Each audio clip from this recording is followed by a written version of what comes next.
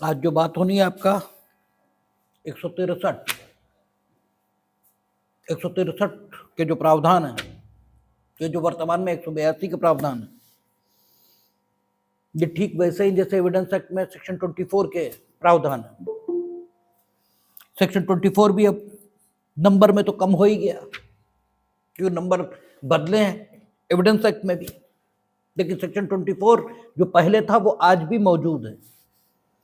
और section 24 evidence recording के दौरान जब एविडेंस रिकॉर्ड किया जाएगा, तब संस्वीकृति अगर अभियुक्त करता है, कन्फेशन अगर करता है, तो कन्फेशन किस ढंग से अगर उसने किया है तो साक्ष्य में उसे मान्यता नहीं मिलेगी, उन स्थितियों का जिक्र करता है। कहता है कि उत्प्रेरणा, धमकी या वचन ये किसके द्वारा दिया गया? प्राधिकारवान व्यक्ति के द्वारा। जिसने उत्प्रेरणा, धमकी, वचन दिया वो प्राधिकारवान व्यक्ति नहीं है, तो कोई फर्क नहीं है, उत्प्रेरणा, धमकी, वचन मिलता रहे।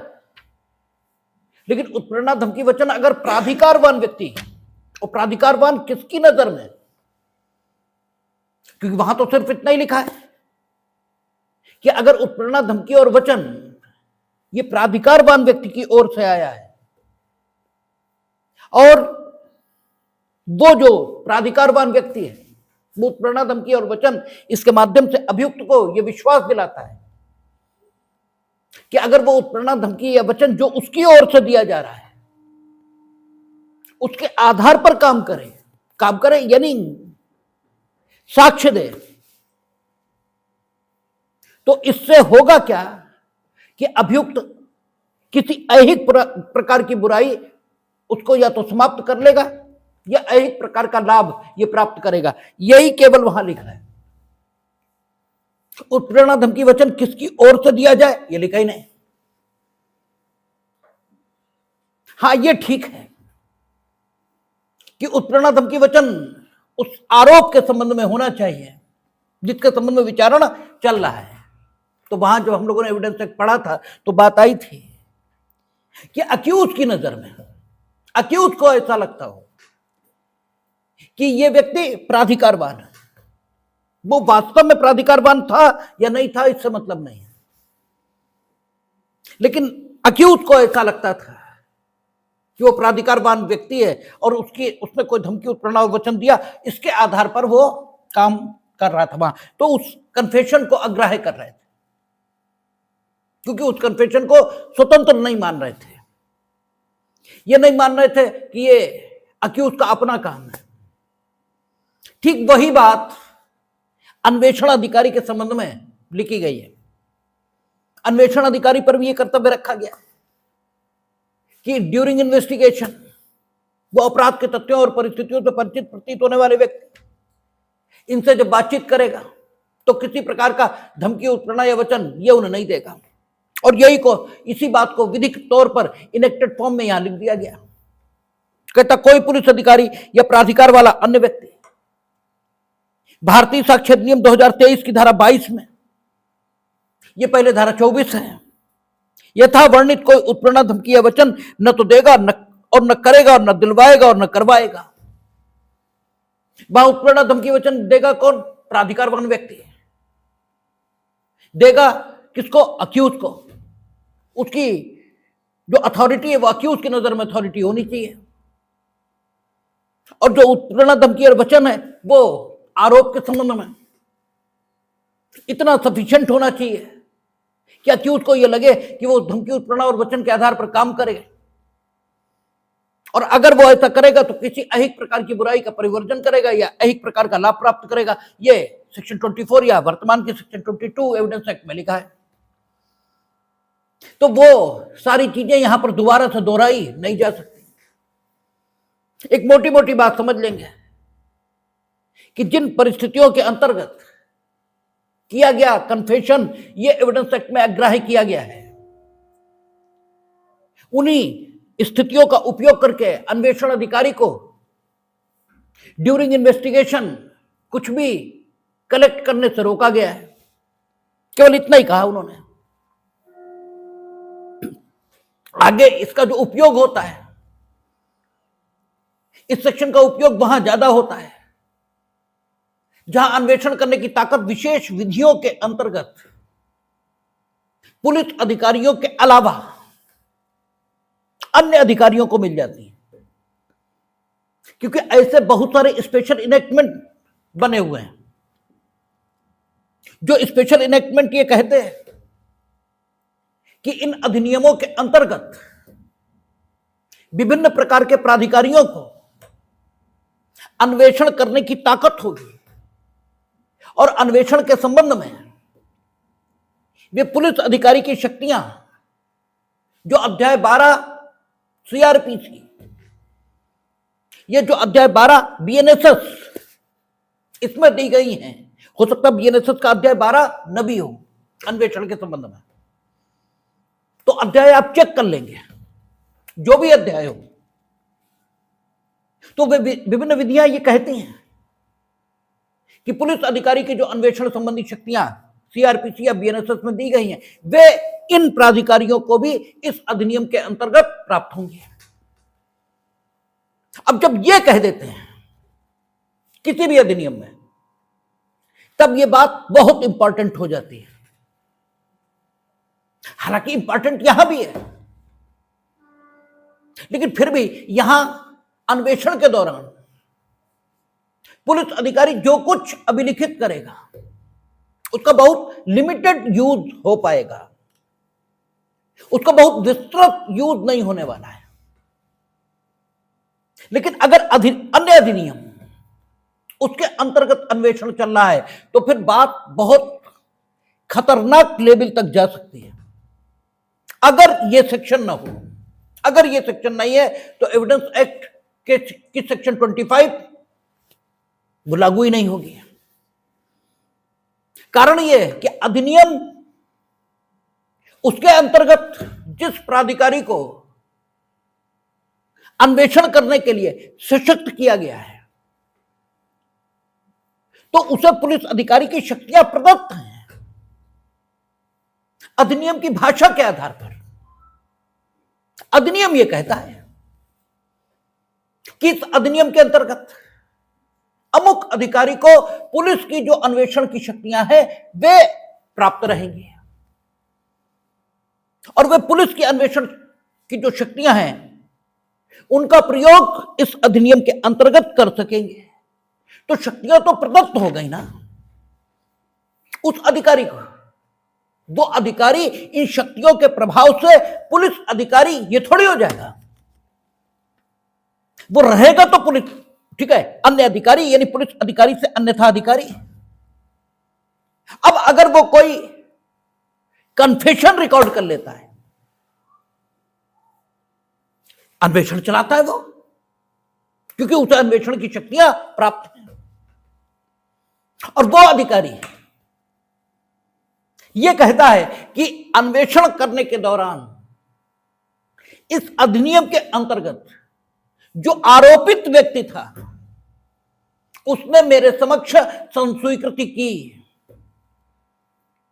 अब जरा कल्पना कीजिए कि धारा 163 या 182 बीएनएसएस नहीं है, ऐसे सोचिए कि यह धारा है ही नहीं है, और उस अधिकारी का क्या कहना है कि इस अधिनियम के अंतर्गत जब हम अन्वेषण कर रहे थे तो अमुक व्यक्ति जो इस अधिनियम के अंतर्गत आरोपित व्यक्ति है, इसने मेरे समक्ष कन्फेशन किया और वो हमने रिकॉर्ड कर लिया, और इस कन्फेशन को वो ड्यूरिंग ट्रायल साबित करने की प्रस्तावना ये कर रहा है। तो न्यायालय इस कन्फेशन को साबित करने से या साक्ष्य में दिए जाने से रोक नहीं पाएगा। अगर वो व्यक्ति पुलिस अधिकारी होता तो सेक्शन 25 था एविडेंस एक्ट का, और वो ये कहता कि कन्फेशन बिफोर पुलिस अगर है तो संबंधित व्यक्ति कन्फेशन करने के समय अभियुक्त था किसी आरोप का या अभियुक्त नहीं था, इससे फर्क नहीं पड़ता। कभी भी इन फ्यूचर भी अगर वो व्यक्ति उस अपराध का अभियुक्त होकर सामने आएगा जिसका कन्फेशन उसने पुलिस अधिकारी के समक्ष किया था, तो कन्फेशन करने के समय उसकी हैसियत क्या थी इससे मतलब नहीं है। आज की स्थिति यह है कि वो उसी अपराध के अभियुक्त के रूप में मेरे समक्ष है, और जो सेक्शन 25 है पुराने एविडेंस एक्ट का, जो अब संभवतः 23 हो गया होगा, क्योंकि जब 24-22 हो गया तो 25-23 हो गया होगा, तो वो ये कहता है कि अगर किसी अपराध के अभियुक्त व्यक्ति ने कोई संस्वीकृति पुलिस अधिकारी के समक्ष की तो वो साक्ष्य में अग्राह्य हो जाएगी। लेकिन यह व्यक्ति जो किसी अधिनियम के अंतर्गत पुलिस की अन्वेषण संबंधी शक्तियों का उपयोग करने को प्राधिकृत है, यह पुलिस अधिकारी तो नहीं हो गया, अन्वेषण की शक्तियों का उपयोग कर रहा है। तो अन्वेषण की शक्तियों का उपयोग करने के कारण यह पुलिस अधिकारी तो नहीं माना जाएगा। अपर जिला एवं सत्र न्यायाधीश, सत्र न्यायाधीश और जिला न्यायाधीश इस रूप में किसी व्यक्ति की जो ताकतें हैं उनका उपयोग करते हैं, तो क्या वो सत्र न्यायाधीश या जिला न्यायाधीश हो जाते हैं? आप कई बार अपने पिताजी की शक्तियों का उपयोग करते हैं, तो आपकी स्थिति घर में पिताजी के समान ये तो नहीं हो जाती। किसी की शक्तियों का उपयोग करना ये डिफरेंट बात है, और वो व्यक्ति हो जाना ये डिफरेंट बात है। अब जरा सोचिए, 163 है ही नहीं या 182 है ही नहीं, और विभिन्न अधिनियमों में विभिन्न प्राधिकारियों को पुलिस की अन्वेषण की शक्तियां दे दी गई। अब सिर्फ शक्तियां मिल जाने से वे व्यक्ति पुलिस अधिकारी नहीं हो जाएंगे। अब वे कहते हैं कि हमने कन्फेशन रिकॉर्ड किया है, क्योंकि इन्होंने कन्फेशन किया है। इस कन्फेशन को आप साक्ष्य में दिए जाने से रोकेंगे कैसे? और इस कन्फेशन का दिया जाना साक्ष्य में यह समुचित नहीं है, इसमें आशंका है कि इस व्यक्ति ने उसका कन्फेशन न होते हुए भी रिकॉर्ड कर लिया। इसकी संभावना है, हालांकि गारंटी कोई नहीं, क्योंकि जो आरोपित है और जो अन्वेषण अधिकारी है इनके बीच कोई दुश्मनी नहीं है कि अन्वेषण अधिकारी उसे जानबूझकर फंसा देगा। लेकिन फिर भी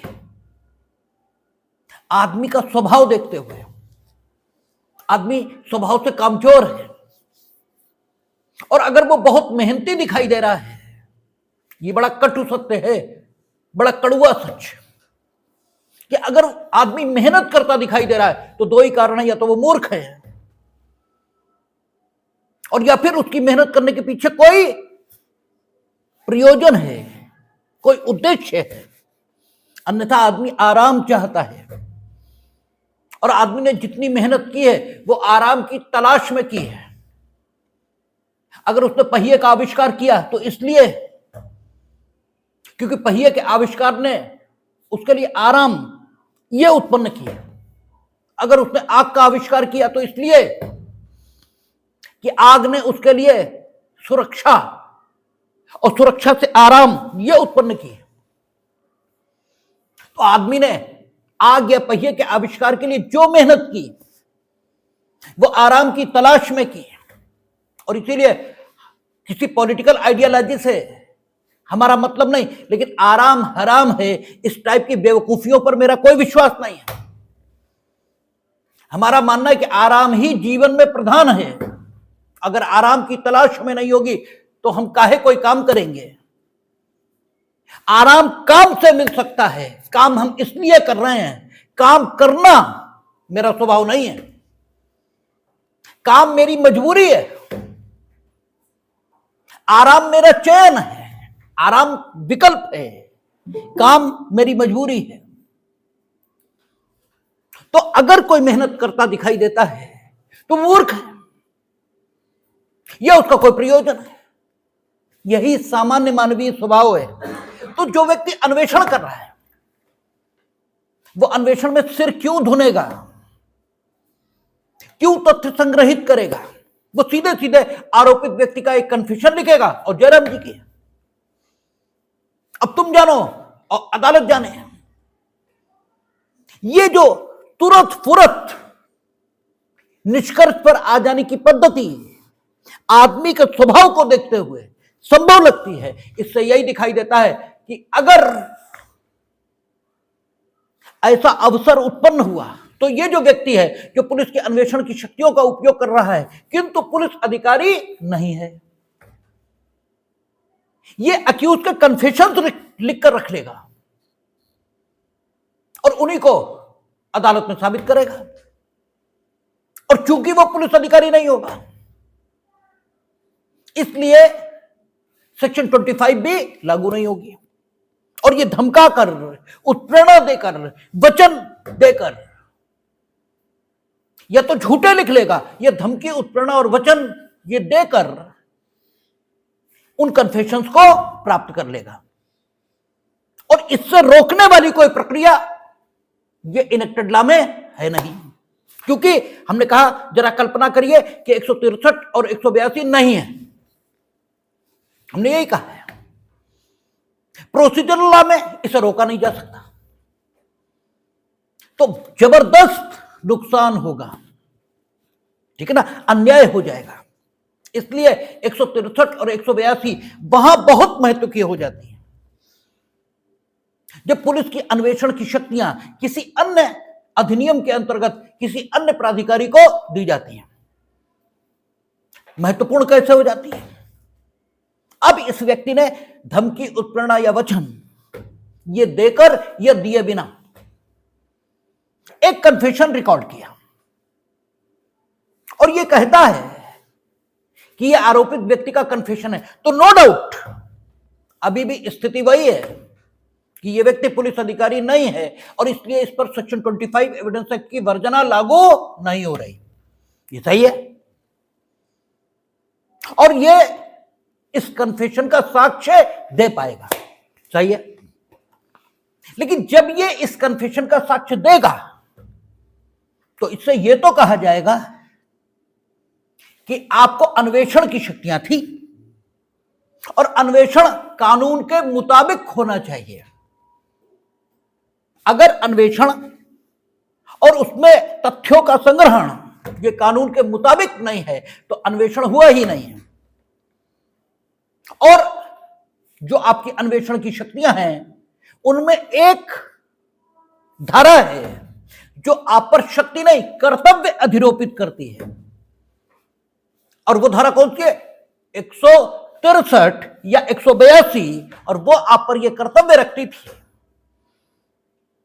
कि आप अन्वेषण के दौरान अपराध के तथ्यों और परिस्थितियों से परिचित प्रतीत होने वाले व्यक्तियों पर उस प्रकार की धमकी, उत्प्रेरणा और वचन इसका प्रयोग नहीं करेंगे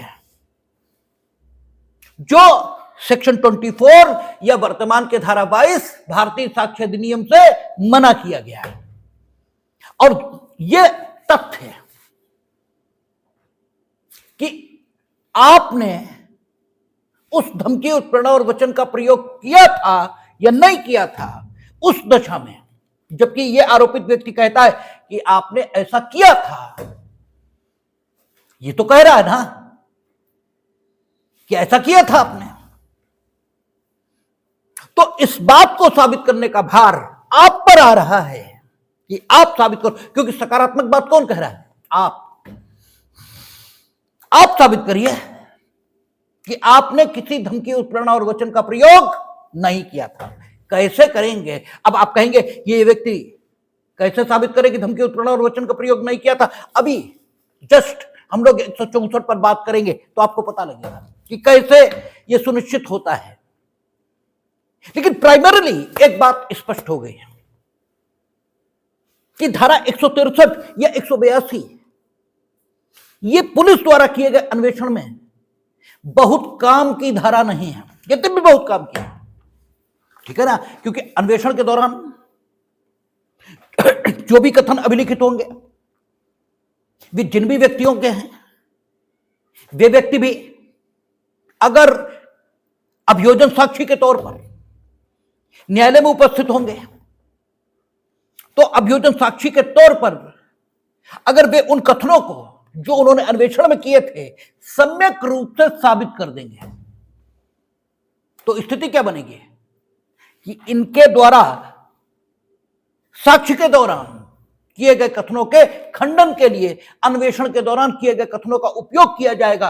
और जो उपयोग किया जाए ये अनुमति है, इसका मतलब यह है कि उन कथनों के माध्यम से इन्हें डिस्क्रेडिट किया जा सकेगा और यह कहा जा सकेगा कि झूठ बोलते हैं वर्तमान, क्योंकि पहले ये इसी तथ्य के बारे में ये कह चुके हैं, इससे भी न्याय को नुकसान होगा, इससे भी होगा।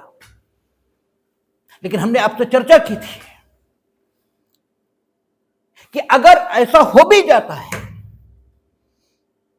कि उसने साक्ष्य में जो कथन किए हैं वे अन्वेषण के दौरान अभिलिखित कथनों से पूर्णतः खंडित हो जाते हैं, इसके बाद भी सिर्फ इसी आधार पर मुकदमा नहीं छूट जाएगा, फिर भी न्यायालय को देखना पड़ेगा कि अन्वेषण में किए गए कथन वे ठीक थे या वर्तमान में किए गए कथन ये ठीक हैं, फिर भी देखना पड़ेगा। अगर ये दर्शित कर पाता है अभियोजन कि साहब पुलिस तो गड़बड़ कर ही रही थी और धमकी उत्प्रेरणा वचन दे दे के ये अन्वेषण में कथन करवा लिए, तो फिर इस बात का कोई मतलब नहीं बचेगा और फिर भी आदमी दोषित हो जाएगा या दोष मुक्त हो जाएगा, जैसी भी स्थिति हो। तो यद्यपि नुकसान होगा लेकिन उतना नहीं होगा जितना अन्य अधिनियमों में हो जाएगा। अन्य अधिनियमों में तो बहुत हो जाएगा, क्योंकि अन्य अधिनियमों में अन्वेषण की शक्तियां जो अन्य अधिकारियों को प्राप्त हो जाएंगी वे पुलिस अधिकारी नहीं होंगे। और अगर 163 या 182 नहीं होगी तो वे कन्फेशन रिकॉर्ड करेंगे और उस कन्फेशन की स्वतंत्रता इसे साबित करने का भार भी उन पर नहीं होगा, ठीक है ना। फिर तो अभियुक्त अगर कहता है कि इन्हें जबरदस्ती हमसे करवा लिया तो अभियुक्ति साबित करे कि जबरदस्ती ये करवाया गया उससे, ये बच जाएंगे, ठीक है ना। इसलिए 163 या 182 महत्व की हो जाती है जब अन्वेषण की शक्तियां इनका उपयोग अन्य अधिनियमों में अन्य अधिकारियों द्वारा किया जाता है, तब ये शक्ति कहती है, तब ये सेक्शन उन अधिकारियों पर एक कर्तव्य रख देता है और ये कर्तव्य मांग करता है कि वे अपराध के तथ्यों और परिस्थितियों से परिचित प्रतीत होने वाले व्यक्तियों का प्रत्येक कथन, वेदर दैट इज कन्फेशन और नॉट, क्योंकि हर कथन कन्फेशन नहीं होता, वही कथन संस्वीकृति हो ये जरूरी थोड़ा ही है। हालांकि कथनों का एक प्रकार ये कन्फेशन भी है, कथनों का एक प्रकार ये एडमिशन भी है, लेकिन कथन एडमिशन और कन्फेशन से अन्यथा भी होते हैं। कन्फेशन एक विशेष प्रकार का कथन है, उसमें आप इतना अपराध के तथ्यों को स्वीकार करते हो कि आप पर सुरक्षित रूप से दायित्व यह उत्पन्न हो जाता है, यह उत्पन्न किया जा सकता है। एडमिशन एक विशेष प्रकार का कथन है, वो कथन जब आप करते हो तो विवादित तथ्यों या सुसंगत तथ्यों की ओर कोई अनुमान यह इंगित होता है, तो वो स्पेशल टाइप के कथन है। लेकिन जो कथन इन दोनों परिभाषाओं में नहीं आ रहा, कथन तो वो भी है। तो वेदर दैट इज कन्फेशन और admission, if any buddy has made, ठीक है, आपका स्टेटमेंट जो अन्वेषण के दौरान है, तो अन्वेषणकर्ता का यह कर्तव्य है कि वह अपराध के तथ्यों और परिस्थितियों से परिचित प्रतीत होने वाले व्यक्तियों को किसी प्रकार की धमकी, उत्प्रेरणा और वचन इनका प्रयोग करके अन्वेषण में उनके कथनों को न तो अभिलिखित करे और न उनसे कोई जानकारी ये प्राप्त करे। सबसेक्शन 2 कहता कोई व्यक्ति, किंतु कोई पुलिस अधिकारी या अन्य व्यक्ति इस अध्याय के अधीन किसी अन्वेषण के दौरान किसी व्यक्ति को कोई कथन करने से जो वह अपनी स्वतंत्र इच्छा से करना चाहे किसी चेतावनी द्वारा या अन्यथा निवारित नहीं करेगा। बातें दोनों तरफ चलती हैं। हमने आपसे सुबह चर्चा की थी कि आप पर झूठ की पकड़ इतनी गहरी होती है कि आप बोलेंगे झूठी, या तो इधर बोलेंगे या उधर बोलेंगे, या तो ये कहेंगे कि हमने कुछ भी नहीं किया, और या फिर महात्मा बनने के लिए वो भी जो आपने नहीं किया है वो भी स्वीकार कर लेंगे, ताकि लोग ये माने कि तुम बड़े महान हो। बोलोगे झूठी, ठीक है, या तो इधर बोलोगे या तो कह दोगे हमने कुछ नहीं किया, और या फिर वो भी स्वीकार कर लोगे ताकि सामने वाला कहे कि बड़ा भाई भला आदमी है, उसने किया तो कम से कम स्वीकार तो किया। ठीक है, तो आप दोनों तरफ गड़बड़ करते हैं, इसलिए रोकना दोनों तरफ पड़ता है। इसीलिए आपको नाली के दोनों किनारे होते हैं ताकि पानी ना इधर जाए ना इधर जाए। तो मेड़बंदी दोनों तरफ करनी होती है, इसीलिए दोनों तरफ की। ना तो आप धमकी, उत्प्रेरणा और वचन दोगे और ना निवारित करोगे, चुप चुप चुप चुप ये मत कहना नहीं तो तुम्हारे खिलाफ जाएगा। नो, ये भी नहीं। जो कुछ वो वॉलंटरीली कहना चाहता है उसे कहने दें, लेकिन ये बात सेक्शन 164 या 183 इस पर लागू नहीं है। कारण वहां जो स्टेटमेंट रिकॉर्ड करेगा वो कौन है? Judicial magistrate. अब आपको इसी बात से ऐसा लगना शुरू हो जाता है कि मानो जुडिशियल मजिस्ट्रेट भगवान है, क्योंकि सब लिखा है कि वो लिखा है ना, आप सेक्शन देखें, कहता कि करना चाहे, परंतु इस उपधारा की कोई बात धारा 183 के उपधारा 4 के उपबंधों पर प्रभाव नहीं डालेगी। और ये 183 जो है पुरानी कौन सी है? 164। इन लाइनों के प्रभाव से आपको यह लगने लगता है कि जुडिशियल मजिस्ट्रेट कोई भगवान होता है, क्योंकि जुडिशियल मजिस्ट्रेट भगवान नहीं होता। जुडिशियल मजिस्ट्रेट जिस प्रक्रिया से काम करेगा, ठीक है, जुडिशियल मजिस्ट्रेट के काम करने के लिए एक प्रक्रिया निर्धारित है और वो उस प्रक्रिया से ही काम करेगा। अगर उस प्रक्रिया से काम नहीं किया तो वो जुडिशियल मजिस्ट्रेट का काम होगा ही नहीं। और जो जुडिशियल मजिस्ट्रेट के उस काम से जो विधिक परिणाम उत्पन्न हो सकता होगा वो विधिक परिणाम उत्पन्न होगा ही नहीं। और साथ ही जुडिशियल मजिस्ट्रेट कर्तव्य के उल्लंघन के आधार पर कार्यवाही की विषय वस्तु ये भी होंगे, ठीक है ना। तो चूंकि सिस्टम, व्यवस्था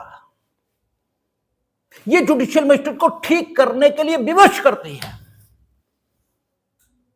इसलिए जुडिशियल मजिस्ट्रेट को यह फैसिलिटी दी गई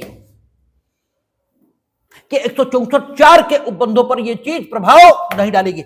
और जब ये इस धारा की कोई बात 164(4) के उपबंधों पर प्रभाव नहीं डालेगी, इसका मतलब यह है इस धारा की कोई बात नहीं कही, इस उपधारा की यानी सबसेक्शन 2 की कोई बात, धारा की नहीं, सबसेक्शन 2 की। क्योंकि धारा की कह देंगे तब तो एक भी आ गई है, ठीक है। और धमकी, उत्प्रेरणा, वचन ये कोई जुडिशियल मजिस्ट्रेट देगा क्यों? ठीक है ना। तो उपधारा 2 में लिखा है कि आप निवारित भी नहीं करेंगे अगर वो अपनी इच्छा से करना चाह रहा है। और 164(4) या 183(4) ये कहती है कि अगर व्यक्ति अपनी इच्छा से कन्फेशन करना चाह रहा है और अपना कन्फेशन रिकॉर्ड कराने के लिए वो जुडिशियल मजिस्ट्रेट के समक्ष आया है, तो जुडिशियल मजिस्ट्रेट उसे ये बताएगा कि अगर वो कन्फेशन करता है तो उसके विरुद्ध ये साक्ष्य के रूप में पढ़ा जाएगा, यानी चेतावनी देगा। और 163 सबसेक्शन 2 कहती है कि आप चेतावनी से निवारित नहीं करेंगे। लेकिन 163 सबसेक्शन 2 जिनके लिए बनी है और 164 सबसेक्शन 4 या 183 सबसेक्शन 4 जिनके लिए बनी है, उन दोनों की हैसियत में, उन दोनों के काम करने के ढंग में वे जिन परिस्थितियों में, जिन संदर्भों में काम करेंगे, उनमें बहुत फर्क है। इसलिए 183(4) में यह लिखना या 164(4) में यह लिखना नुकसान नहीं देता, किंतु अगर यहां पर यह लिखना कि आप न रोकेंगे और न उत्प्रेरित करेंगे, ये जरूरी हो जाता है। दोनों काम जरूरी हो जाते हैं, इसलिए यहां किया गया और वहां रोक दिया गया। तो कानून में कोई भी चीज प्राधिकार या डिग्निटी के आधार पर नहीं है, गरिमा के आधार पर नहीं है। सिर्फ जरूरत के आधार पर कानून बनता है। जो कुछ जरूरी है सिर्फ वही किया जाएगा। ठीक है, तो इसके बाद 164 या 183, 164 या आपका 183 ये शुरू हो, इससे पहले 2-3 बातें समझ लेनी जरूरी है। 164 या 183 इसमें स्टेटमेंट ये भी रिकॉर्ड किए जाएंगे, और स्टेटमेंट वो जो कन्फेशन है वो भी रिकॉर्ड किए जाएंगे। दोनों रिकॉर्ड होंगे। 164 में अगर हम 164 बोल रहे हैं, आप 183 खुद मानेंगे। 164 में स्टेटमेंट भी रिकॉर्ड होगा और 164 में कन्फेशन भी रिकॉर्ड होगा। और हमने आपसे अभी कहा कि कन्फेशन एक ब्रांच है स्टेटमेंट की।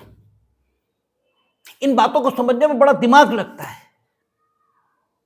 आज की तिथि में मेरा नहीं लगता, लेकिन जब स्टूडेंट थे LLB के तब बड़ा लगता था। ये सब बातें याद रखने में बड़ी समस्या होती थी। जैसे 161 में ऐसा लगता था कि मानो सबसे पूछताछ होगी, अक्यूज से नहीं होगी, या अक्यूज से होगी बाकी सबसे नहीं होगी। जबकि सीधे लिखा है कि अपराध के तथ्यों और परिस्थितियों से परिचित प्रतीत होने वाले व्यक्ति, इसमें सब आ गए। अक्यूज भी आ गया, ऐसे व्यक्ति जो अक्यूज नहीं है वे भी आ गए, और जो अपराध से सीधे सीधे पीड़ित है वो भी आ गया। हर कोई आ गया। ये अलग बात है कि जब अक्यूज से पूछताछ होगी तो उसके कुछ अधिकार हैं, और वो उसी के नहीं है, सबके हैं।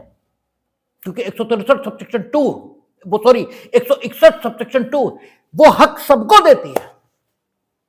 वो कहती है कि अगर प्रश्न का उत्तर ऐसा लगता है किसी उत्तरदाता को कि अगर उसने उत्तर दिया तो वो किसी अपराध, शास्ति आदि के अधीन हो जाएगा, तो वो चुप रह सकता है। हां, ये भी वहां सुनिश्चित किया जाएगा, यानी ये प्रश्न उठता है। अगर मान लीजिए अन्वेषणकर्ता जिससे उसने प्रश्न किया है उसके विरुद्ध इस आधार पर कानूनी कार्यवाही आरंभ करता है कि हमने इनसे प्रश्न किया और ये उत्तर नहीं दे रहे थे, और डिफेंस ये आता है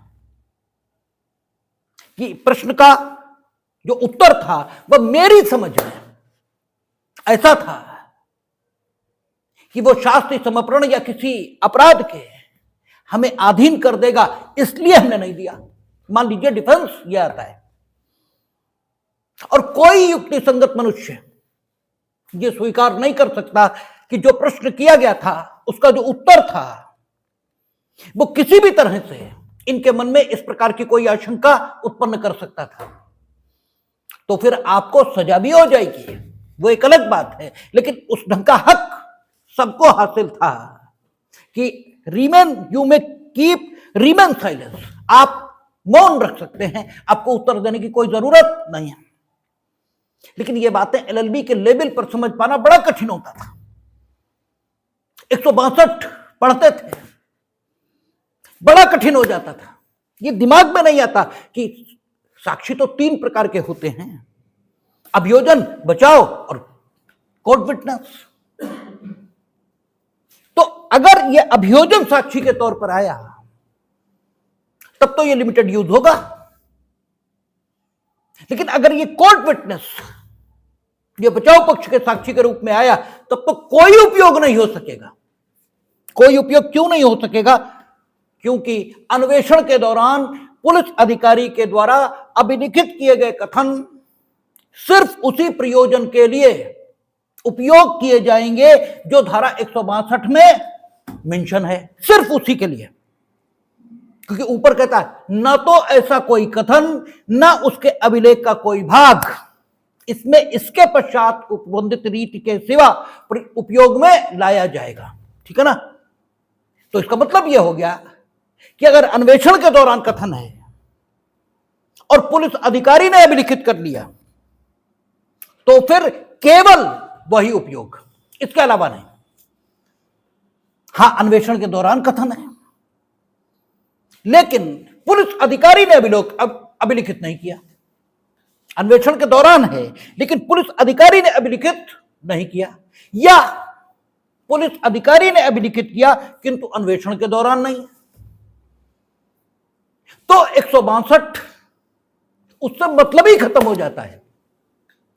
तब तो उससे मतलब ही नहीं बचा, क्योंकि 162 से मतलब रहे इसके लिए सबसे पहली जरूरत अन्वेषण के दौरान पुलिस अधिकारी के द्वारा कथन का अभिलेखन। आगे की जरूरतें तो बाद में देखेंगे। सबसे फर्स्ट ऑफ ऑल, सबसे पहली चीज अन्वेषण के दौरान हो पुलिस अधिकारी ने अभिलिखित किया हो। आगे की तो बात ही बाद में है, पहले इतना तो संतुष्ट हो। और अगर यह संतुष्ट हो गया कि अन्वेषण के दौरान है पुलिस अधिकारी ने अभिलिखित किया, अब आगे चलेगी बात। आप 162 द्वारा बताया गया उपयोग करो, तो क्या वो व्यक्ति जिसके विरुद्ध करना चाहते हो वो अभियोजन साक्षी के तौर पर आया है? अब अगली बात, ठीक है, ये भी पूरा हो गया। अब उससे अगली बात है कि ये अभियोजन साक्षी के तौर पर जिस अपराध के विचारण में आया, क्या उसी अपराध के अन्वेषण के दौरान या उसी अपराध की इंक्वायरी के दौरान, ठीक है, इसने ये कथन किया जिसका खंडन अन्वेषण में किए गए कथन से आप करना चाहते हो? क्या ये दोनों बातें समान हैं? ये भी मिल गया, अब लागू हो गया। अब लागू हो गया, अब खंडन के लिए ही उपयोग होगा, लेकिन अभियोजन साक्षी के तौर पर आए। ठीक है ना? तो अगर इनमें से एक बात भी कम हो गई तो 162 तो हट गई पिक्चर से। अब तो स्टेटमेंट है और कथन करता है, दो लोग हैं। अब तो स्टेटमेंट है और कथन करता है। अब इसके स्टेटमेंट का हम क्या साक्ष्य का उपयोग कर सकते हैं, यह हम एविडेंस एक्ट उससे तय करेंगे। अब तो पिक्चर में एविडेंस एक्ट रहेगा, कथन रहेगा और कथन करता रहेगा। ठीक है ना? अगर अन्वेषण के दौरान होता, पुलिस अधिकारी ने अभिलिखित किया होता, तब सारा एविडेंस एक्ट हट जाता, केवल धारा 162 बचती और उसी के आधार पर हम इस कथन के साक्षिक मूल्य का, यह साक्षिक उपयोग का निर्धारण यह करते हैं। लेकिन ये बातें उस लेवल पर समझ में आना बहुत कठिन होता है।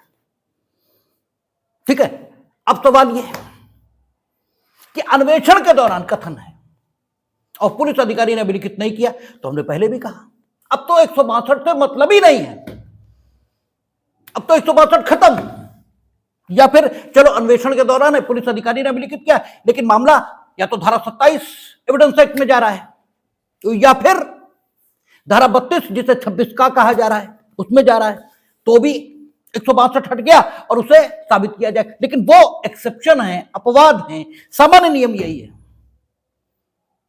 कि अगर पुलिस अधिकारी ने अभिलिखित किया, अन्वेषण के दौरान है और अन्य आवश्यकताएं जो 162 में वर्णित हैं वो पूरी हो गई, तो स्टेटमेंट का केवल बहुत लिमिटेड यूज बचेगा,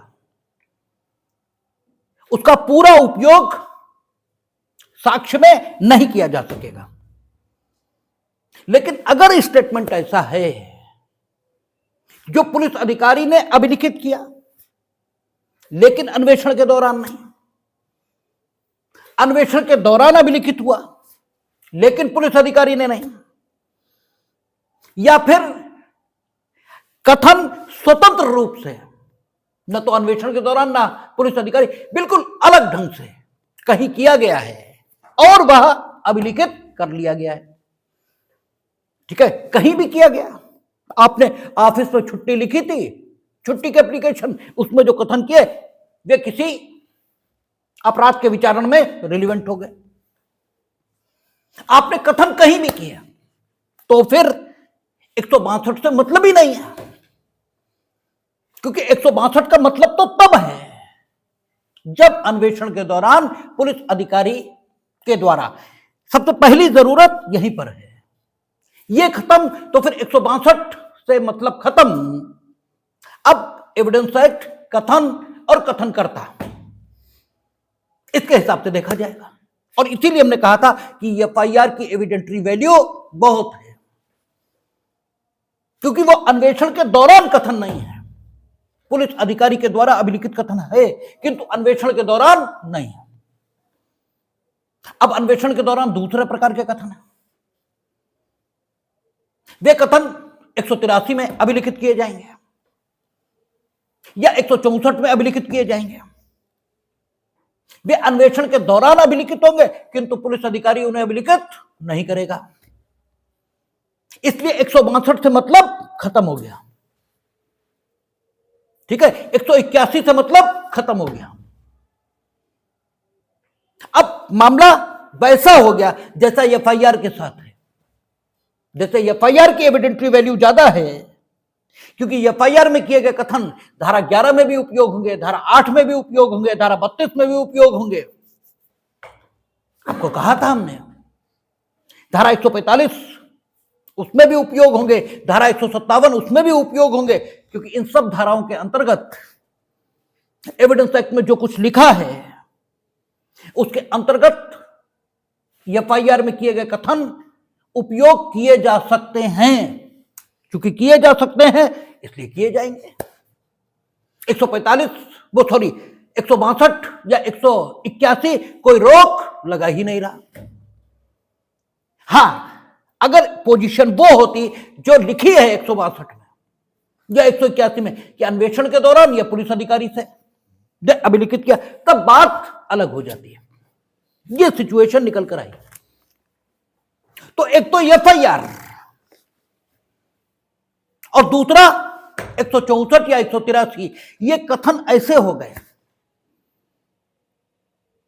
जो कि भारतीय साक्ष्य अधिनियम उसके जिस भी उपबंध में उपयोग किए जा सकते होंगे उसमें उपयोग किए जाएंगे, क्योंकि इनका 162 या 183 से कोई लेना देना है ही नहीं। इनमें से एक पुलिस अधिकारी के द्वारा अभिलिखित है किंतु अन्वेषण के दौरान नहीं, और दूसरा अन्वेषण के दौरान अभिलिखित है किंतु पुलिस अधिकारी के द्वारा नहीं। इसलिए दोनों के संबंध में 162 या 181 लागू ही नहीं होती। लेकिन एक और मूलभूत अंतर है एफआईआर और 164 या 183 में। वो फंडामेंटल डिफरेंस क्या है कि एफआईआर, आपसे कहा था कि एफआईआर में जो तथ्य लिखे हैं, एफआईआर में क्या तथ्य लिखा है, ए ने बी का कत्ल किया है, ये तथ्य लिखा है। ए ने बी का कत्ल तलवार से किया है, ए ने बी का कत्ल अमुक दिनांक को किया है, ए ने बी का कत्ल अमुक स्थान पर किया है, ये सब फैक्ट हैं। एफआईआर में तथ्यों का उल्लेख है, लेकिन एफआईआर के कथन उन तथ्यों का साक्ष्य नहीं है। एफआईआर के कथन उन तथ्यों का साक्ष्य नहीं है, क्योंकि एफआईआर के कथन अगर उन तथ्यों का साक्ष्य होते तो एफआईआर के लिखते ही अभियुक्त को सजा हो जाती है। एफआईआर इसका साक्षिक उपयोग है, लेकिन एफआईआर स्वयं तथ्यों का साक्ष्य नहीं है। ठीक है ना, एफआईआर का साक्षिक उपयोग है, एफआईआर का साक्षिक मूल्य है कि भाई ये व्यक्ति पहली बार यह कहता है कि अमुक दिनांक को अमुक स्थान पर अमुक समय पर अमुक व्यक्तियों के द्वारा अमुक हथियारों से अमुक व्यक्ति की हत्या की गई। और ये जब अभियोजन साक्षी के तौर पर आता है तो भी न्यायालय में उन कथनों को जिन्हें सम्यक रूप से साबित किया गया है, सम्यक रूप से यानी विधि की प्रक्रिया से जिन कथनों को इसने न्यायालय में किया वे भी वही हैं जो वहां हैं। तो हम इसकी बात झूठ क्यों माने? इसकी बात क्यों झूठ मान लें हम? आप कोई कारण बताओ। हां ठीक है, आप ये दर्शित कर सकते हैं कि साहब इनने वहां तमंचा बताया था, यहां तलवार बता रहे हैं। अब थोड़ा संदेह पैदा होना शुरू हो गया, ठीक है ना। खंडन, क्योंकि हमने कहा ना कि खंडन के लिए भी एफआईआर उपयोग हो जाएगी और समर्थन इसके लिए भी हो जाएगी। अगर मसला अन्वेषण के दौरान पुलिस अधिकारी द्वारा अभिलिखित कथन का होता तो पुलिस अधिकारी अभिलिखित कर रहा होता, और पुलिस अधिकारी इतना विश्वास के योग्य नहीं है, और एफआईआर में कथन स्वयं इस व्यक्ति के ही हैं, इसी ने लिख कर दिया था। पुलिस अधिकारी ने तो सिर्फ उन्हें पुस्तक में कॉपी कर दिया है, ठीक है ना। और आप एफआईआर पढ़ेंगे तो उसके नीचे एक प्रमाण पत्र होता है कि मैंने वादी की तहरीर के अनुसार शब्द व शब्द इसे अंकित किया है, और दिखाया जाता है वादी को, देखो यही दिया था तुमने, यही पढ़कर सुनाया जाता है, यही दिया था। वो कहता हां यही दिया था, तब वो साक्ष्य में साबित माना जाता है। यानी कुछ भी उसने खुद अभिलिखित नहीं किया, और चूंकि जब 161 में कथन रिकॉर्ड होंगे तो साइन तो होंगे ही नहीं, क्योंकि 162 सबसेक्शन 1 में लिखा है। तो पुलिस अधिकारी ने क्या लिखा इस पर विश्वास नहीं हो सकता, इसलिए वहां लिमिटेड यूज, ठीक है ना, लिमिटेड यूज। क्योंकि पुलिस अधिकारी ने जो कुछ लिखा, अगर वो अभियोजन के फेवर में नहीं तो अभियोजन उसे साक्षी के तौर पर नहीं बुलाएगा। अभियोजन के पक्ष में था तभी तो साक्षी के तौर पर बुला दिया, और जब साक्षी के तौर पर बुलाया फिर इसके जो कथन हैं अगर उनसे अभियुक्त निर्दोष प्रतीत हो रहा है तो यह बात ज्यादा गंभीर है कि इस साक्षी ने उसे फंसाने के लिए जो कथन किए होंगे मैक्सिमम उसमें भी कहीं ना कहीं कोई खामी निकल रही है। तो इसलिए वो बात महत्व की हो जाती है, लेकिन लिमिटेड, आप समर्थन नहीं कर सकते, क्योंकि वही बात आ जाएगी, पुलिस अधिकारी अभियुक्त को फंसाने में ज्यादा सुविधा अनुभव करेगा, क्योंकि अन्वेषण जल्दी खत्म हो जाएगा। भाई तुमने इनके नाम एफआईआर लिखा दिया, हमने इन्हें मुलजिम बना दिया, ज्यादा सुविधा है। हमने लिख दिया कि इनने बताया, इनने कत्ल किया, इनने बताया, इनने कत्ल किया, और ये कहा जाए साहब इनने पुलिस अधिकारी को भी बताया तो यहां भी बता रहे हैं। तो भाई समर्थन नहीं, खंडन ज्यादा ठीक है, उसी उपयोग किया जाता है। लेकिन एफआईआर की एविडेंटरी वैल्यू ज्यादा है, क्योंकि उसे जो अभिलिखित किया था वो पुलिस अधिकारी ने सिर्फ नकल की थी, इनफैक्ट उसने अभिलिखित नहीं किया था, इनफैक्ट तो आपने अभिलिखित किया था। वो कथन जो एफआईआर में हैं वो किसने अभिलिखित किए? तुमने कहा अदालत ने कि ये मेरे ही कथन है, हमने लिखाई थी, ठीक है, यही एप्लीकेशन हमने दी थी। तो वो पुलिस अधिकारी ने सिर्फ नकल किए हैं, इसलिए उनका एविडेंटरी वैल्यू बढ़ाना ये खराब नहीं है, ये ठीक है अपने में। तो एफआईआर इसका जो एविडेंटरी यूज है वो ज्यादा है, और जो 164 या 183 है यहां ये ठीक है कि कथनकर्ता स्वयं कुछ नहीं लिख रहा, लिखने वाला अलग व्यक्ति है। लिखने वाला कौन है? जुडिशियल मजिस्ट्रेट, ये मेट्रोपॉलिटन मजिस्ट्रेट। तो लिखने वाला बदल गया, लिखने की पद्धति बदल गई, जिस स्थान पर लिखा जाएगा वो स्थान बदल गया, लिखवाने वाले बदल गए। वहां वकील होंगे, इतना आसान भी नहीं होता वहां कुछ कर पाना। ईश्वर करे आप मजिस्ट्रेट हो जाओ, फिर आप देखोगे इतना आसान भी नहीं है वहां कि अपनी मर्जी चला पाओ, कुछ ही हद तक चलाओगे और ज्यादा आपने हिटलर बनने की कोशिश की तो फिर गालियां भी सामने ही सामने मिलने लगती हैं, ठीक है। तो इतना आसान भी नहीं है वहां। तो चूंकि सब कुछ बदल गया, इसलिए 183 या 164 में जो कथन होंगे उनकी एविडेंटरी वैल्यू बढ़ी हुई है। अब 164 या 183 में दो प्रकार के कथन होंगे, एक कन्फेशन और दूसरा स्टेटमेंट। तो जहां तक स्टेटमेंट की बात है, उनका जो साक्षिक उपयोग है वो तो लगभग वैसा ही है जैसा एफआईआर का। लेकिन जहां तक कन्फेशन की बात है, जहां तक संस्वीकृति की बात है, तो वो एफआईआर की अपेक्षा बहुत मूल्य की है।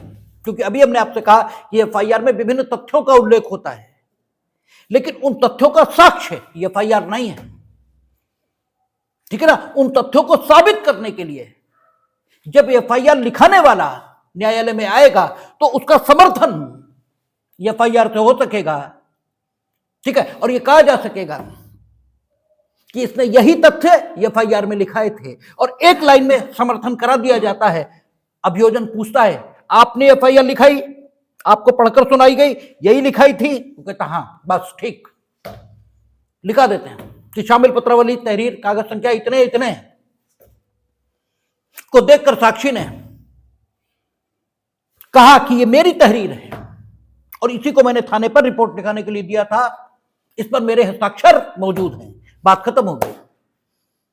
अब उसने न्यायालय में जो कहा वही एफआईआर में है, तो समर्थन उसकी बात का आ गया एफआईआर से, ठीक है ना। और खंडन वो भी हो सकता है। जब बचाव पक्ष आता है तो वो 20 कमियां उसमें निकलता है, देखो तुमने ये एफआईआर में नहीं लिखाया, ये एफआईआर में नहीं लिखाया, ये नहीं लिखाया। अब जो उसने नहीं लिखाया, वो जो संदर्भ है उसे देखते हुए विशेष महत्व का है या नहीं है। कोई व्यक्ति वो बात लिखाएगा या नहीं लिखाएगा उस मानसिक दशा में जिसमें उसने एफआईआर लिखाई, इस पर निर्णय कैसे लेना? न्यायालय को, ठीक है। इस पर निर्णय न्यायालय का आएगा। आपका काम मैक्सिमम कमियां निकालना है और हमारा काम मैक्सिमम समर्थन कर देना है। अब इसके बाद तय उन्हें करना है कि क्या ठीक है और क्या ठीक नहीं है। लेकिन एफआईआर में जो कुछ लिखा है, एफआईआर में जो कथन है, वे एफआईआर के तथ्यों के साक्ष्य नहीं है। उन तथ्यों को साबित करने के लिए हमें साक्षियों को बुलाना होगा और वे अपने कथनों के माध्यम से न्यायालय में साबित करेंगे। एफआईआर का जहां जहां उपयोग हो सकेगा वहां वहां उपयोग किया जाएगा। ये दिखाया जाएगा कि भाई ये घायल था, इतने एफआईआर आपके खिलाफ लिखाई, ये सरकमस्टांस है आपके खिलाफ, आप बताओ आप ही के खिलाफ क्यों लिखाई, इनके खिलाफ क्यों नहीं लिखा दी, और आप ही खिलाफ लिखाई। आप कहते हैं इनने मारा, इनके खिलाफ नहीं लिखाई, तो ये तो छूट गए, तो ये इन्हें क्यों छोड़ेगा और आपको निर्दोष क्यों फंसाएगा, आप बताओ। और वे तथ्य जो सुसंगत तथ्यों के स्पष्टीकारक या पुनर्स्थापक है, ठीक है, वे तथ्य सुसंगत हैं और उनका साक्ष्य देने का हक दोनों पक्षों को है। बचाव पक्ष को जब यह अवसर मिले तो बचाव पक्ष स्पष्टीकरण दे इस बात का, ठीक है ना। तो एफआईआर के जो कथन हैं वे एफआईआर में वर्णित तथ्यों के साक्ष्य नहीं है। लेकिन 183 या 164 इसमें दो प्रकार के कथन, एक कथन कन्फेशन है और एक कथन सामान्य कथन है। और कन्फेशन, इसकी डेफिनेशन अभी हमने कही थी कि कन्फेशन एक ऐसा कथन है जिसमें आप अपराध के इतने तथ्यों को स्वीकार करते हो, ठीक है, जिससे सुरक्षित तौर पर आप पर अपराध का दायित्व तो उत्पन्न किया जा सकता है। पलविंदर कौर, उसमें हमारे उच्चतम न्यायालय ने यही डेफिनेशन कन्फेशन की मान्य की है और यह भी कहा कि कन्फेशन एडमिशन की ही एक प्रजाति है, क्योंकि एडमिशन यह कहता है कि एडमिशन एक ऐसा कथन है जिससे विवादित तथ्यों या सुसंगत तथ्यों की ओर एक अनुमान इंगित होता है। और जो बहुत मीठा है वो मीठा तो है ही, लेकिन जो मीठा है वो बहुत मीठा हो ये जरूरी नहीं है। इसीलिए प्रत्येक कन्फेशन बहुत मीठे की तरह है, ठीक है ना, बहुत मीठे की तरह है, और बहुत मीठा मीठा होकर ही हो सकता है। इसलिए प्रत्येक कथन एडमिशन तो है, लेकिन बहुत मीठा हुए बगैर मीठा हो सकता है। तो प्रत्येक एडमिशन कन्फेशन नहीं है। यही आप एलएलबी में लिखते हैं ना कि प्रत्येक संस्वीकृति स्वीकृति है, किंतु प्रत्येक स्वीकृति संस्वीकृति हो जरूरी नहीं है। मीठा बहुत मीठे के बगैर हो सकता है, लेकिन बहुत मीठा मीठे के बगैर नहीं हो सकता। बहुत मीठा मैक्सिमम मीठापन है जो मिनिमम से शुरू होगा और मैक्सिमम तक जाएगा, लेकिन मिनिमम पर ही रुक सकता है। एडमिशन ऐसा कथन है जिससे विवादित या तो सुसंगत तथ्यों की ओर अनुमान इंगित होता है, और यह भी हो सकता है कि वो अनुमान इतना सशक्त हो कि कोई संदेह ही ना बचे कि आप ही ने वो काम किया है, ठीक है ना। और अगर ऐसा हुआ तो ये कन्फेशन है, और अगर इससे कम रह गया तो वो एडमिशन है। इसलिए प्रत्येक संस्वीकृति कहां से शुरू होगी? स्वीकृति से, और पहुंचेगी कहां? संस्वीकृति पर। लेकिन यह हो सकता है कि स्वीकृति से शुरू हो और स्वीकृति पर ही रुक जाए, यह संभव है। और अगर ऐसा हुआ तो वो स्वीकृति तो है किंतु संस्वीकृति नहीं है। लेकिन अगर संस्वीकृति है तो उससे पहले स्वीकृति होना ही होगा, और यही आपसे एलएलबी में प्रूव कराया जाता है। तो आप जो संस्वीकृति की डेफिनेशन है उसके मुताबिक जब अपराध के इतने तथ्यों को स्वीकार करेंगे कि सुरक्षित तौर पर दायित्व उत्पन्न हो सके, तो आपने कन्फेशन किया है, यह कहा जाता है। और जब यह कन्फेशन आप कब करेंगे? अन्वेषण के दौरान, तो इसे अभिलिखित करवा सकता है पुलिस अधिकारी। अगर खुद अभिलिखित कर लेगा तो उसका कोई मतलब नहीं, क्योंकि सेक्शन 25 एविडेंस एक्ट उसे तत्काल बेकार कर देगा। लेकिन वो अभिलिखित करवा सकता है, और जब वो अभिलिखित करवाएगा तो कौन करेगा? अब जो अभिलेखन होगा वो अन्वेषण के दौरान होगा, लेकिन पुलिस अधिकारी द्वारा नहीं होगा। इसलिए मामला 162 से अलग हो गया। 162 नहीं बची है पिक्चर में। अब एविडेंस एक्ट है, कथन करता है और कथन को अभिलिखित करने वाला है, और विचारण में इसका जैसा उपयोग संभव होगा वैसा किया जाएगा। और एक बात समझ लें, अगर कन्फेशन 164 में बताए गए तरीके से उसी ने रिकॉर्ड की जिसे रिकॉर्ड करना चाहिए, इसके बाद भी इसे साक्ष्य में साबित करना होगा। कहां? जब ट्रायल चलेगा, ठीक है ना, तब भी इसे साबित करना होगा कि यह कन्फेशन है और उसी ढंग से अभिलिखित हुआ है जिस ढंग से अभिलेखन 164 में बताया गया है। और अगर न साबित हुआ ये कि यह कन्फेशन उसी ढंग से अभिलिखित हुआ जिस ढंग से अभिलेखन होना चाहिए था, तो करते रहे जुडिशियल मजिस्ट्रेट रिकॉर्ड, फिर भी यह कन्फेशन नहीं है। इसलिए यह बात दिमाग से बिल्कुल निकाल दीजिए कि 164 कोई तोप है जो चल ही जाएगी, ऐसा कुछ भी नहीं है। इसके बाद भी विचारण होगा, इसके बाद भी ये साबित करना होगा।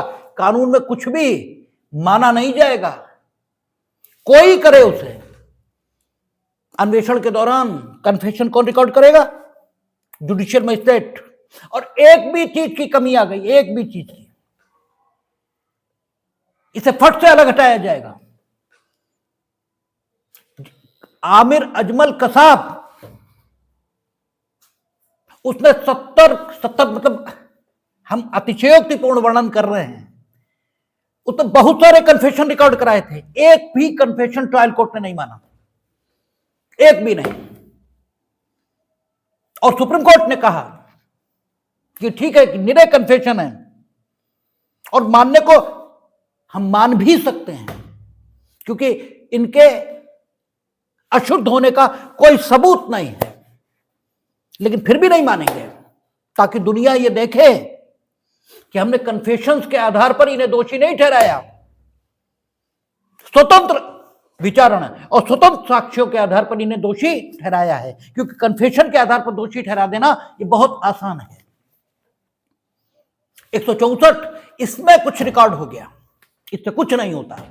हाँ, ये ठीक है कि उसका साक्षिक उपयोग अब बढ़ेगा, लेकिन वो कितना भी बढ़ जाए वो सिर्फ इसलिए सच नहीं मान लिया जाएगा कि वो मजिस्ट्रेट ने रिकॉर्ड किया। अब एक अंतर बचा क्या कि जुडिशियल मजिस्ट्रेट जब कन्फेशन रिकॉर्ड करेगा तो कन्फेशन पॉजिटिव एविडेंस है, ये सबस्टेंटिव एविडेंस है। और सबस्टेंटिव एविडेंस किन तथ्यों का? उन तथ्यों का जो कन्फेशन में स्वीकृत होंगे। और कन्फेशन में क्या स्वीकृत होगा? हमने मारा, इस तारीख को मारा, इस जगह मारा, इस हथियार से मारा। अब ये तथ्यों का सबस्टेंटिव एविडेंस है, सारभूत साक्ष्य है, अर्थात इस कन्फेशन के आधार पर ही ये तथ्य साबित माने जा सकते हैं।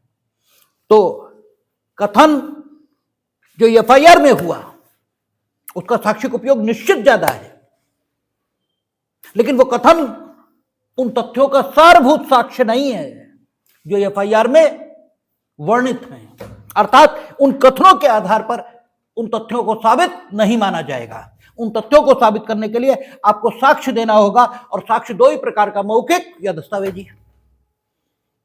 और जब मौखिक साक्ष्य देने आप आएंगे तो फिर वो साक्षी जो मौखिक साक्ष्य देने आएगा उन तथ्यों का, उसकी सच्चाई के परीक्षण के लिए एफआईआर का जैसा जैसा उपयोग भारतीय साक्ष्य अधिनियम अलाउड करता होगा वैसा वैसा उपयोग होगा।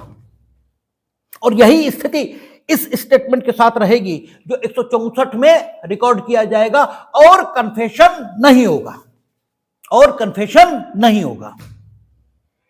लेकिन अगर स्टेटमेंट कन्फेशन है और 164 में रिकॉर्ड हुआ तो ये सबस्टेंटिव एविडेंस है, सारभूत साक्ष्य है उन तथ्यों का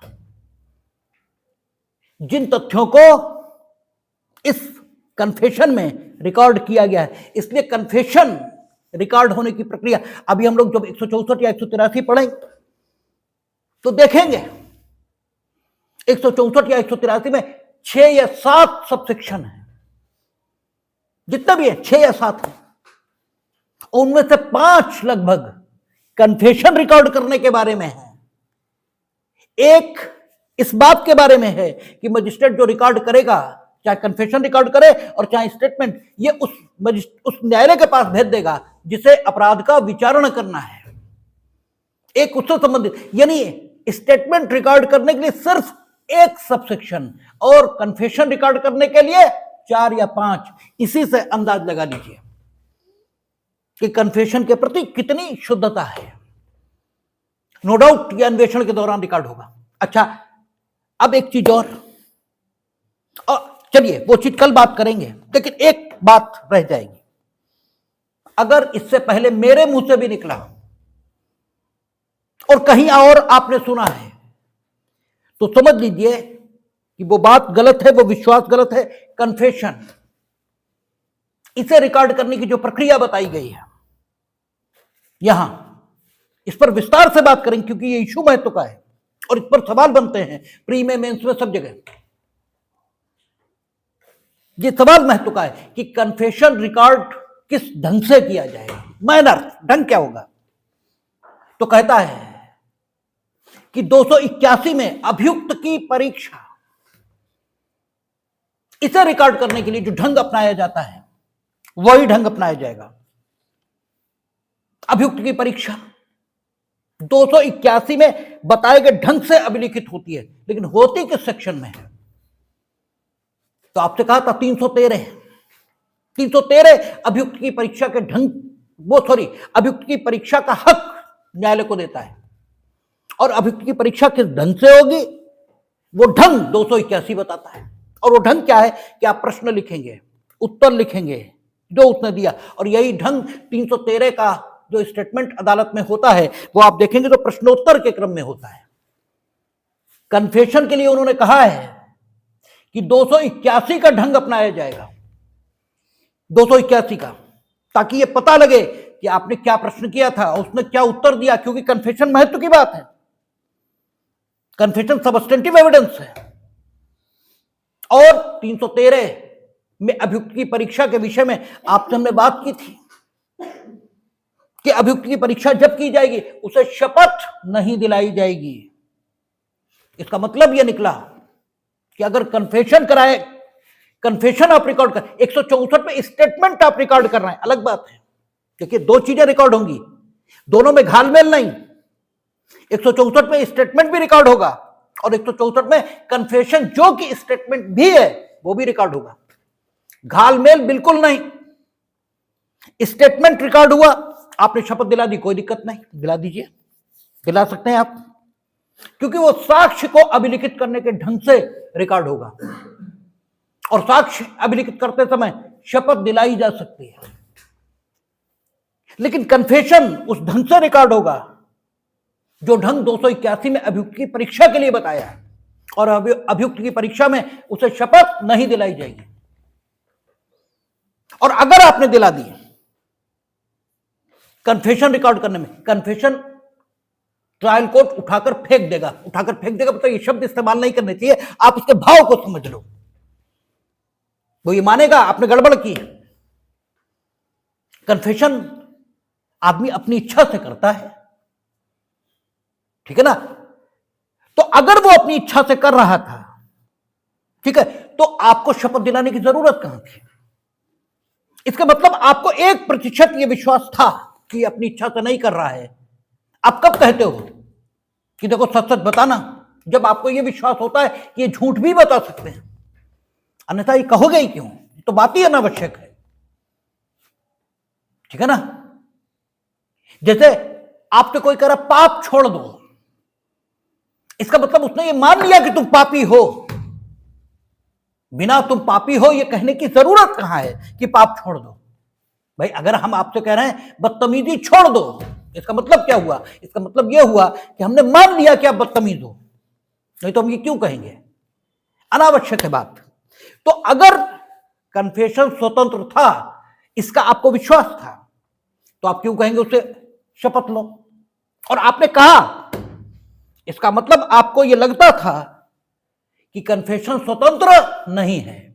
और जब अगर आपको यह लगता था 1% भी, तो 164 कहता है आप कन्फेशन रिकॉर्ड नहीं करेंगे, ठीक है। रिकॉर्ड कर सकेंगे ये लिखा है, रिकॉर्ड करेंगे ये ड्यूटी थोड़ी है।